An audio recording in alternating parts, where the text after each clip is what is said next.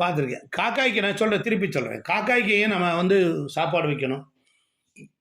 ஏன் வந்து நம்ம காலையில் எழுச்ச உடனே காக்காயை கும்பிடணும்? காலையில் எழுச்ச உடனே நம்ம போய் ஒரு மிக்சர் வைக்கிறது, ஒரு கிஸ்மிஸ் பழம் வைக்கிறது, ஒரு இனிப்பு வைக்கிறது, ஒரு தயிர் சாதம் வைக்கிறது, சாதத்தில் எள்ளு கலந்து வைக்கிறது, இதெல்லாம் ஏன் காக்காய்க்கு வச்சான்? ஏன் காக்காய்க்கு சாப்பாடு வச்சுட்டு சாப்பிடுன்னு சொன்னான்? நாம் உண்ணும் உணவில் ஏதேனும் நஞ்சு கலந்திருந்தால் நம் முன்னே சாப்பிட்ட அந்த பட்சி அது விஷம் இருந்தால் உடனே இறந்து போகும். இதில் ஒரு லாஜிக் இருக்கு. அது செத்ததெல்லாம் திங்கிறே, அது எப்படி இது சாகுன்னு கேட்கலாம். இங்கே தான் லாஜிக் இருக்கு. ஒன்றும் உண்மையான அன்ன பதார்த்தங்கள் அதில் இருக்கக்கூடிய மாசு தூசுக்கள் இருந்தால் அது மனித குலத்திற்கு ஒத்து வராது என்று தெரிந்து அது மயங்கி தன் உயிரை கீழே விடுகின்றது. இத்தகைய ஒப்பற்ற குணம் காக்கையிட்ட இருக்கு. நம்பர் 2, காக்கைகள் சனீஸ்வர பகவானுடைய வாகனம். காக்கைகள் ஒருத்தர் நம்ம ஒரு கார் ஓட்டுறோம், நம்ம டிரைவரை நல்லபடியாக வச்சுக்கிட்டோன்னு வச்சுக்கோங்க, அவன் பத்திரமா வண்டி ஓட்டி கொண்டு போயிட்டு பத்திரமா நம்மளை கொண்டு வந்து விடுவான். சனி பகவான் ஆயுள் காரகன். அந்த ஆயுள் காரகனுடைய வாகனம் காக்கை. இப்போ காக்கையை பராமரித்தால் நம்மளுடைய ஆயுள் வரக்கூடிய இடர்பாடுகளை சொல்லும்.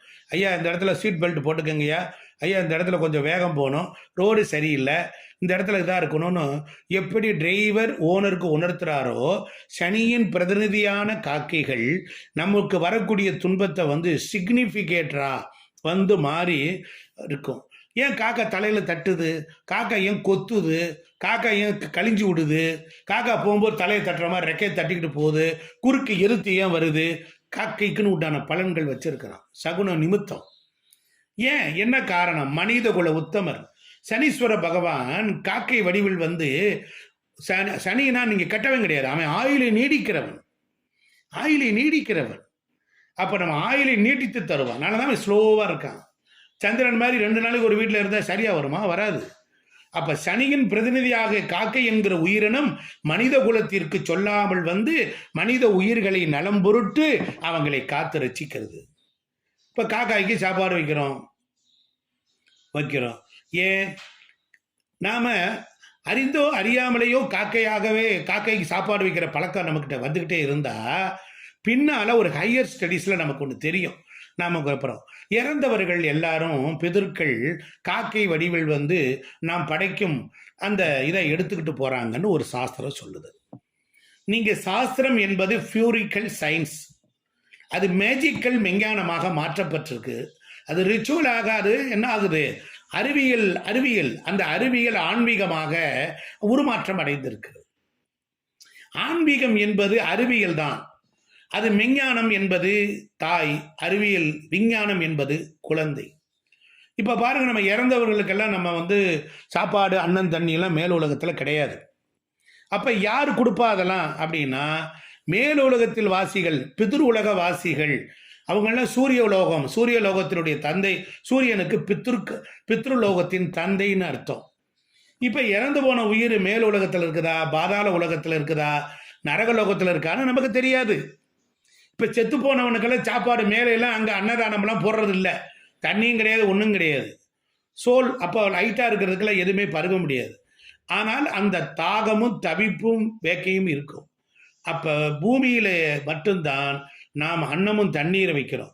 நமக்கு எப்படி ஒரு நாள் சாப்பிட்றோமோ அதுபோல மேலுலக வாசிகள் அவங்களுக்கு 366 நாள், ஒரு வருடத்துக்கு ஒரு முறை தான் அவர்களுக்கு பசி எடுக்கும், தாகம் எடுக்கும். அதற்காக அந்த நாளை நாம என்ன பண்ணோம்? திதி தவசம்னு கொண்டுட்டு வந்து வச்சிருக்கிறோம். அப்ப சூரியனுக்கு சந்திரனுக்குள்ள இடப்பட்ட தூரம் தான் திதினா நீர் வழிபாடு. அப்ப நம்ம முன்னோர்கள் எங்கே இருக்கிறாங்க என்பதை தெரிந்து குறித்து வைத்து கொண்டு நாம சாப்பாடு வைக்கிறோம். இப்ப பாருங்க, அப்ப மற்ற நாள்லாம் அவங்களுக்கு பசிக்காதா? ஏன் இந்த திதியில் வைக்கிறோம்? ஏன் அமாவாசைக்கு உணவு வைக்கணும்? அப்படின்னா சந்திரனிலிருந்து வெளிவரக்கூடிய ஒளி இருக்கு பாருங்க, அமிர்தம், அதை சாப்பிட்டு எல்லாரும் சாப்பிடுவாங்க. மேலுலக வாசிகள் எல்லாரும் அமிர்தத்தை சாப்பிடுவார்கள். சாப்பிட்டு பசி ஆறி கொண்டிருப்பார்கள். நல்லா கவனிக்கணும். அதனாலதான் கங்கையை சூடி இருக்கிறார், அல்லது அமிர்த கலசம் சந்திரனை தலையில் வைத்தார். புரியுதுங்களா? அப்ப அந்த அமிர்த ஒளி பட்ட உடனே எல்லா உயிர்களும் அதை சாப்பிடும். சந்திரன் பாருங்க, சதுர்த்தசி திதி, அமாவாசை, பிரதமை, இதை 3 நாள் வந்து உணவு இருக்காது. அப்ப அந்த அமிர்தம் கிடைக்காது. அதனால எல்லா உயிர்களும் என்ன பண்ணோம், எங்கே பசிக்கும் அன்னைக்கு, அப்போ அதுக்காக அவங்க பூமியில் இறங்கி வராங்க. இறங்கி 3 வேளை சாப்பாடு மாதிரி இறங்கி வராங்க. அப்போ நம்ம வீட்டில் பழக்க வழக்கம், சமைச்ச உடனே காக்காய்க்கு உணவு வச்சு அமாவாசைக்கு நம்ம வந்து செஞ்சு காக்காய்க்கு சாப்பாடு வச்சா, அந்த காக்கை வடிவத்தில் வந்து அப்படிங்கிற வேகத்தில் 8 வினாடிகளில் மேல் உலகத்திலிருந்து கீழே வந்து அந்த உணவின் சாரத்தை சாப்பிட்டு விட்டு போவார்கள். இப்போ நாம் காக்காய்க்கு சாப்பாடு வைக்காமல், அமாவாசை விரதம் பிடிக்காம, திவசம் கொடுக்காம இப்படியே கடந்தோம்னா, அவங்க மேல் உலகத்திலேருந்து கீழே வந்து இருந்து பார்த்து ஏமாந்து போய் என்ன பண்ணுவாங்க, பொறுத்து பார்த்து நமக்கு சாபம் கொடுப்பாங்க. அதனால தான் பித்ரு சாபம். அதுக்கப்புறம் அவங்க பச்சை மரத்தில் போய் பச்சையத்தை சுரண்டி திம்பாங்க. ஆனால் அமாவாசைக்கு போய் இலை பிடுங்காதீங்க, மரத்தில் இலை பிடுங்கக்கூடாதுன்னு சொன்ன தாத்பரியம் புரியுமா? அப்போ அவங்க பித்திருக்கள் உட்காந்துருப்பாங்க. அது இலையை பிடுங்கினானா அவனுக்கு பித்திரு சாபம் வந்துடுது. இப்படிப்பட்ட ஒரு அற்புதமான விஷயத்தை இந்த உலகத்திற்கு நம்ம படித்தவன எவனாவது சொல்கிறானா ஓப்பனா? சொல்கிறது இல்லை. அப்போ ஏன் உணவு வைக்கணுங்கிறது உண்மை உங்களுக்கு தெரியுதா? அமாவாசை போன்ற இருள் தினங்களில் சந்திரனிலிருந்து வெளிவடுகின்ற அமிர்தம் கிடைக்காது. எல்லா உலகத்திற்கும் மேலுலகவாசிகள் சாப்பிட கிடைக்காது. அதனால் அவர்கள் இறந்தவர்கள் பித்திருக்கள் பூமிக்கு வருகை தந்து நாம் படைக்கின்ற உணவுகளை ஏற்றுக்கொண்டு நம்மை வாழ்த்து விட்டு செல்கிறார்கள். அதனால தான் என்ன பண்ணுவான், அமாவாசைக்கு பொது அன்னதானம் போடுவான். அமாவாசைக்கு திருநெல்வேலி மாவட்டத்தில் ஃபுல்லாக ஒரு மகேஸ்வர படையல்னு போடுவான். போட்டாச்சுன்னா அங்கங்கே இருக்கக்கூடிய பிரித்துக்கள்லாம் வந்து சாப்பிட்டுட்டு போவாங்க. இப்படி ஆலய வழிபாடும் சரி, அமாவாசை வழிபாடும் சரி இருக்குது. அப்போ இதெல்லாம் கேட்பாங்க, யார் பார்த்தா, உனக்கு தெரியுமா, நீ எந்த புத்தகத்தில் படித்த, எங்கேன்னு கேள்வி கேட்பாங்க. அப்போ கேள்வி கேட்பது என்பது அபத்தம். இதில் உள்ள சாரத்தை புரிந்து கொள்ள வேண்டும். அப்போ உண்ணும் உணவு, நம்ம உடுக்கும் உடை, தங்க இருப்பிடம் தந்தது யார்? நம்முடைய அப்பா அம்மா. வாழும் பொழுதும் வாழ்க்கைக்கு பிறகும் அவர்களை பராமரிக்க வேண்டியது நம்முடைய கடமை. இந்த கடமைகளை கரெக்டாக செய்யணும். நீங்கள் கோவிலெல்லாம் பார்த்தீங்கன்னா பலிபீடம்னு ஒன்று வச்சுருப்பான். கோவிலில் பலிபீடம்னு வச்சுருப்போம். கொள்ள பேருக்கு அதுக்கு தர்மம் தெரியாது. அதுக்கு பேர் பத்திரலிங்கம்னு பேர். பத்திரம் என்றால் பக்குவப்பட்ட ஆன்மாக்கள்னு அர்த்தம். சில பேர் குலதெய்வத்தை கும்பிட்டுக்கிட்டு இருப்பான், விட்டுட்டு போயிடுவான்.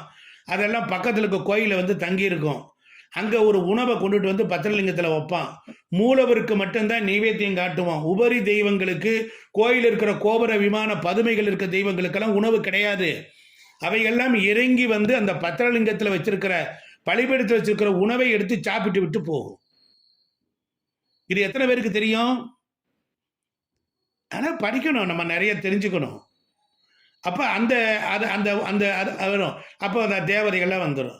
அப்போ அனுமதிப்பாங்க. எவ்வளவோ நல்ல விஷயங்கள் இந்த லோகத்தில் இருக்குது.